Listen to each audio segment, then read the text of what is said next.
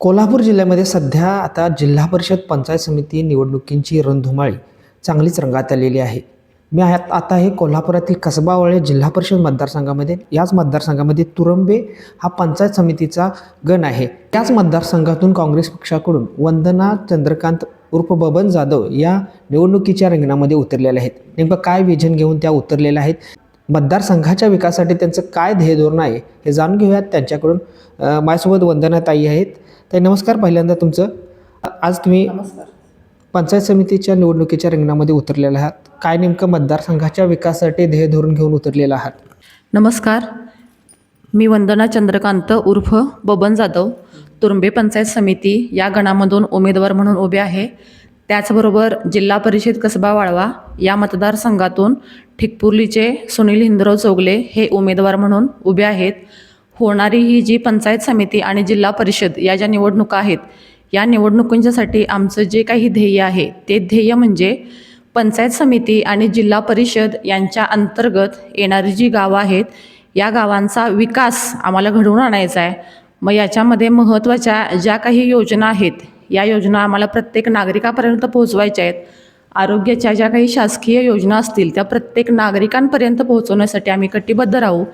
त्याचबरोबर आपल्या भागामध्ये असणारे जे शेतकरी वर्ग आहे तो मोठा वर्ग हा शेतकरी वर्ग आहे आणि म्हणून या शेतकरी वर्गासाठी शासनाच्या योजनेमधून काही जे कृषी साहित्य आहे हे कृषी साहित्य उपलब्ध करून देता येईल यासाठी सुद्धा आम्ही प्रयत्नशील राहणार आहोत. त्याचबरोबर आपल्या गावाकडच्या ज्या काही जिल्हा परिषदेच्या शाळा आहेत या जिल्हा परिषदेच्या शाळांच्यामध्ये जे वर्ग आहेत हे वर्ग जास्तीत जास्त डिजिटल क्लासरूम कशा करता येतील यासाठी आम्ही प्रयत्नशील राहू. त्याचबरोबर गावामधले जे तरुण आहेत हे तरुण मोठ्या संख्येनं भरतीसाठी सुद्धा उतरत असतात. त्यांच्यासाठी चांगल्या पद्धतीचं ग्राउंड आम्हाला कसं देता येईल यासाठी सुद्धा आम्ही कटिबद्ध राहू. त्याचबरोबर आमच्या ग्रामीण भागामधील ज्या महिला आहेत या महिलांचे जे काही बचत गट आहेत या बचत गटांच्या माध्यमातून त्यांचं सक्षमीकरण कसं करता येईल, त्यांच्यासाठी लघु उद्योग यामधून शासनाच्या ज्या काही योजना आहेत या योजना त्यांच्यापर्यंत कशा पोहोचतील यासाठी आम्ही कटिबद्ध राहणार आहे. आणि महत्त्वाचं म्हणजे प्रत्येक गावामध्ये शासनाचा जो काही विकास निधी आहे तो विकास निधी आमच्या पंचायत समितीमध्ये आमच्या जिल्हा परिषद या गावांतर्गत जी काही गावं येतात या गावांपर्यंत जास्तीत जास्त निधी कसा आणता येईल यासाठी आम्ही प्रयत्न करणार आहोत. खरं महिला सबलीकरण आणि आरोग्याचा प्रश्न हा गंभीर असतो ग्रामीण भागामध्ये आणि मतदारसंघामध्ये दुर्गम भागच आहे. तसं म्हणायला गेले तर विशेष तुम्ही तर सांगितलं की आता करणार आहे, आणखीन विशेष म्हणजे पाठपुरावा नेमका कसा करणार? आता या गावचं सरपंचपदही तुमच्या घरात आहे.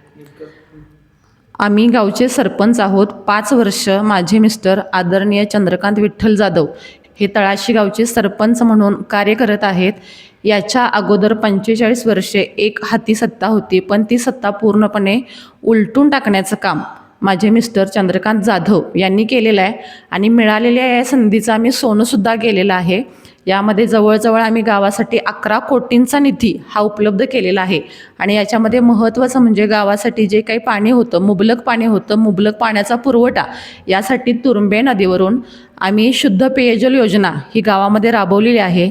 त्याचबरोबर गावामधील रस्ते, गटर्स, त्यानंतर महत्त्वाचं म्हणजे एक गावासाठी आदर्श व तशी स्मशानभूमीसुद्धा तयार केलेली आहे आणि त्यानंतर गावाचं जे एक काय तलाव होतं, जे काय तळं होतं त्याचंसुद्धा काम चालू आहे. त्याचंसुद्धा सुशोभीकरण हे या ग्रामपंचायतीच्या माध्यमातून केलेलं आहे. त्याचबरोबर महिलांच्यासाठी म्हणाल तर गावामध्ये आमचे भरपूर महिलांचे बचत गट आहेत. आता या महिलांचं सक्षमीकरण करायचं आहे म्हणजे काय करायचं आहे तर शासनाच्या ज्या काही योजना आहेत या योजना या महिलांच्यापर्यंत आणणं, त्यांच्यासाठी लघु उद्योग निर्माण करणं आणि हे लघु उद्योग निर्माण करत असताना त्यांना जे काही शासकीय कर्ज आहे हा कर्ज पुरवठा कमीत कमी व्याजदरानं त्या महिलांच्यापर्यंत पुरवणं हे आमचं ध्येय असेल.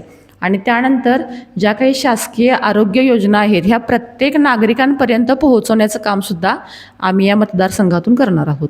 प्रचाराची रणधुमाळी आता सुरू आहे. प्रचारा नेमका कसा प्रतिसाद मिळतोय आणि एकंदरीत काँग्रेसच्या उमेदवारांना किंवा काँग्रेसला कसं पाठबळ मिळतं इकडून? प्रचाराचं म्हणाल तर प्रचाराची रणधुमाळी अगदी जोरात चालू आहे. आता या प्रचारामध्ये पहिल्यांदा मी जे धन्यवाद मानते ते म्हणजे माझ्या पाठीमागून फिरणाऱ्या ज्या माझ्या काही माता भगिनी आहेत अगदी सकाळपासूनच त्या माझ्याबरोबर असतात आणि दिवसभर आम्ही या प्रचारामध्ये असतो. प्रत्येकाच्या घरोघरी आम्ही पोहोचलेलो आहोत आणि या प्रचारामध्ये प्रत्येकाच्या घरोघरी पोहोचल्यानंतर आम्हाला प्रतिसाद अतिशय चांगला मिळत आहे. या प्रतिसादावरूनच आम्हाला एक संकेत मिळालेला आहे की हा आमचा इथं विजयच आहे. एकंदरीत आता शेवटचा प्रश्न, तुम्ही मतदारांना नेमकं आव्हान काय कराल? मतदार हे आमच्यासाठी दैवत आहेत आणि मतदारांच्यासाठी जे आव्हान आहे ते आव्हान सांगितलेलंच आहे. त्यांच्या ज्या काही या मतदारसंघामार्फत अपेक्षा असतील त्या अपेक्षा आम्ही पूर्ण करणार आहोत.